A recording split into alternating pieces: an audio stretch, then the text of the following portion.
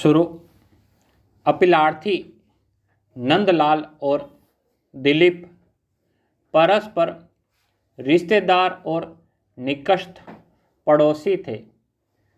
दिलीप ने दोनों के मकान के बीच में एक कॉमन दीवार का निर्माण अपने खर्च से किया था। बाद में दीवार निर्माण के आधा खर्च उसने अपीलार्थी से मांगा, जिसे देने से अपीलार्थी ने इनकार कर दिया।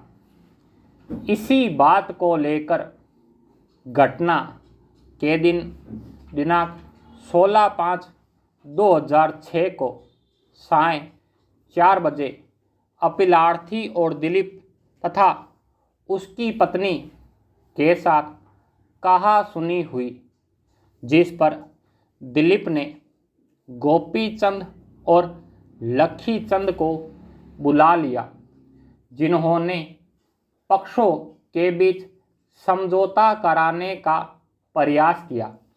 इसी दौरान लखीचंद ने अपीलार्थी को गाली दे दिया, जिस पर अपीलार्थी ने छड़ी से लखीचंद के पीठ पर प्रहार किया, जिसके प्रत्युत्तर में गोपीचंद ने छड़ी से लखीचंद के पीठ पर प्रहार किया, जिसके प्रत्युत्तर में गोपीचंद ने छड़ी से अपीलार्थी के सिर पर वार किया। इसके बाद अपीलार्थी अपने घर में गया और स्वयं गुप्ती एवं छड़ी के साथ वापस आए। अपीलार्थी लखीचंद, जो दिव्यांग के खाक पर गुप्ती से हमला किया, जिससे उसके सीने में भी चोट लगी और वह बेहोश हो गया, जिसे हॉस्पिटल ले जाया गया, जहां उसे मृत घोषित कर दिया गया। अन्वेषणोपरांत अपीलार्थी एवं 2 अन्य के विरुद्ध भारतीय दंड संहिता की धारा 302/34 के अंतर्गत आरोप पत्र पेश किया गया। विचारण न्यायालय ने निष्कर्षित किया कि अपीलार्थी अभियुक्त संख्या 1 ने मृतक पर प्राणघातक हमला किया था और अभियुक्त संख्या 2 और 3 ने भी मृतक पर गुप्ती और छड़ी से हमला किया। अतः तीनों मृतक की हत्या के लिए उत्तरदायी है। तदनुसार विचारण न्यायालय ने तीनों को भारतीय दंड संहिता की धारा 302/34 के अंतर्गत दोष सिद्ध एवं आजीवन कारावास के दंड से दंडित किया। बम्बई उच्च न्यायालय ने विचारण न्यायालय के निर्णय की पुष्टि करते हुए अपीलार्थी की अपील को निरस्त कर दिया, किंतु अभियुक्त संख्या 2 और 4 को इस निष्कर्ष पर दोष मुक्त कर दिया कि वे प्रारंभिक घटना के बाद अपीलार्थी के साथ आए थे, इसलिए उनके बीच सामान्य आशय का तत्व विद्यमान नहीं था। अतः अपीलार्थी ने उच्चतम न्यायालय में यह अपील केवल दंडादेश के प्रश्न पर किया।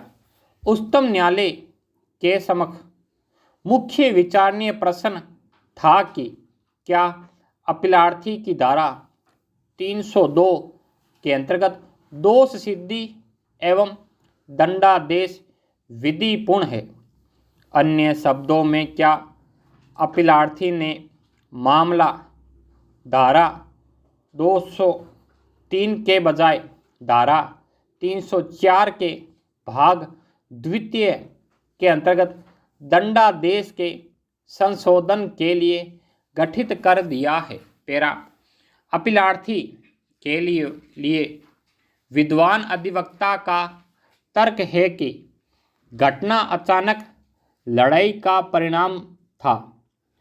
अपीलार्थी का आशय मृतक की हत्या करना नहीं था, इसलिए यह मामला धारा 300 के अपवाद 4 का है, न कि धारा 300 का है।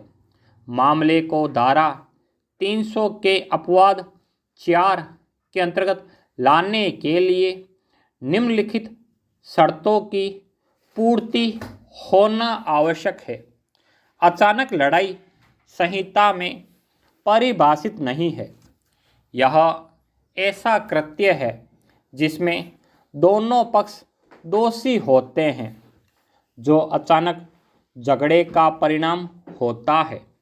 झगड़ा जनित आवेश इस प्रकृति का होना चाहिए कि आवेश को शांत होने का अवसर नहीं था और उसी आवेश की तीव्रता में उत्पन्न लड़ाई के परिणाम स्वरूप घटना घटी हो।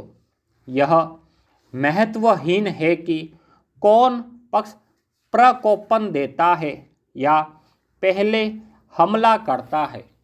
उपर्युक्त सिद्धांत को पुनः पप्पू बनाम मध्य प्रदेश राज्य और सुरेश सिंह बनाम पंजाब राज्य के मामलों में अनुसरित किया गया और मामलों में धारा 302 के अंतर्गत दोष सिद्धि को धारा 304 के भाग द्वितीय में परिवर्तित कर दिया गया। स्टॉप।